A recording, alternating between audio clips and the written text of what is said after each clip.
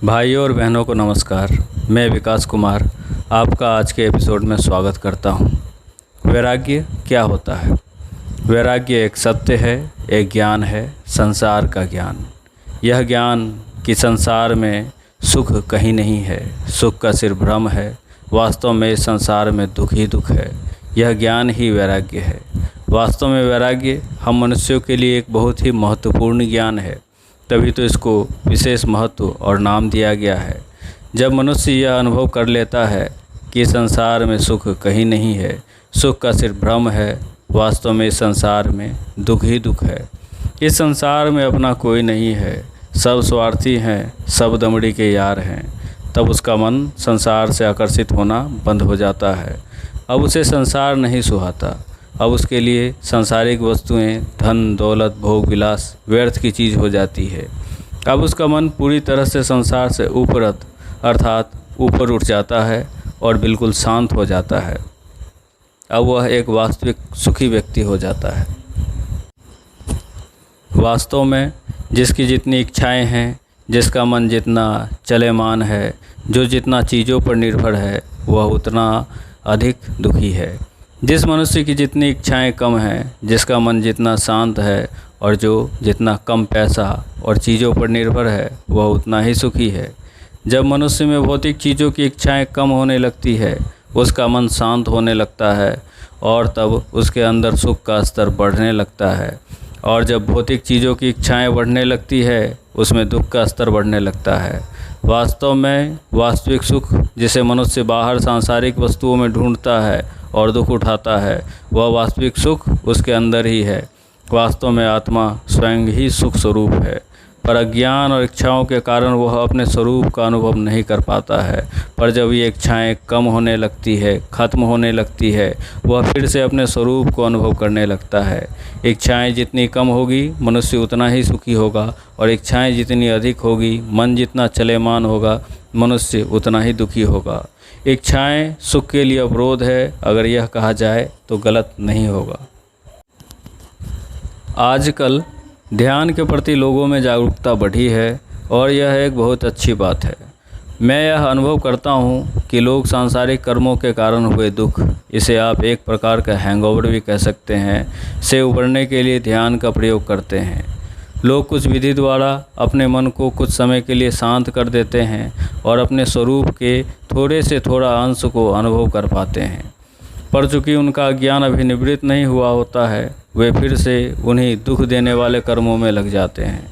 ध्यान वास्तव में वैरागियों के उपयोग की वस्तु है, क्योंकि उनका मन पहले से ही शांत होता है और ध्यान में वह स्वयं के स्वरूप को पूर्ण अनुभव करता है। वास्तव में एक वैरागी ही योगी होता है और वह वास्तविक सुखी मनुष्य है। सच में वैराग्य बहुत महान है। यह इतना महान है कि परमेश्वर भगवान शिव इसे धारण करते हैं।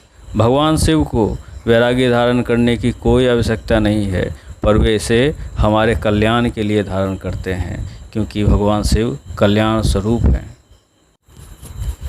अब बात करते हैं कि वैराग्य उत्पन्न कैसे होता है। वैराग्य उत्पन्न कैसे भी हो सकता है। जैसे कोई अपनी पत्नी से बहुत प्रेम करता है, अगर उसकी पत्नी उससे छल करे तो संसार के प्रति उस व्यक्ति को वैराग्य उत्पन्न हो जाएगा। जैसे कोई अपने पुत्र से बहुत प्रेम करता है, उसके लिए उसने अपना सब कुछ लगा दिया, पर जब वही बेटा उससे दुर्व्यवहार करे तो वैराग्य उत्पन्न हो सकता है। अगर कोई अपने किसी संबंधी से जिससे वह बहुत प्रेम करता है, जैसे अपने बेटे से, अगर उसकी मृत्यु हो जाए तो वैराग्य उत्पन्न हो सकता है।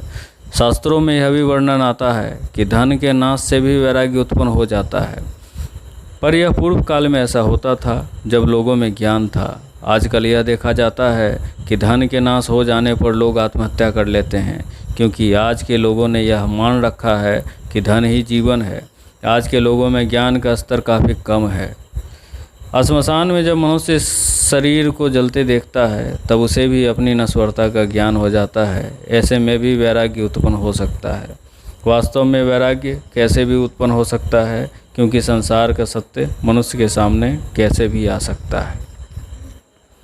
सत्य को जानने से ज़्यादा महत्वपूर्ण है इसका पालन करना। अगर कोई सत्य को जानता है पर उसका पालन नहीं करता है, तो वह सत्य उसके खास किसी काम का नहीं है। यह ठीक वैसे ही है जैसे एक शराबी व्यक्ति यह तो जानता है कि उसके दुख और दुर्गति का कारण शराब ही है, पर वह उसे छोड़ नहीं सकता। एक वैरागी इस सत्य को जानता है, तभी तो वह इस संसार का त्याग कर देता है। वह या तो स्वच्छंद मतलब खुला विचरता है, या तो अपने जैसे लोगों के समाज में चला जाता है, क्योंकि इस समाज में उसके ज्ञान का पोषण होता है। और अगर वह संसार में रहा तो निश्चित ही फिर से भटक जाएगा, संसार में लग जाएगा। ऐसा नहीं है कि वैराग्य सिर्फ वैरागियों की उपयोग की वस्तु है।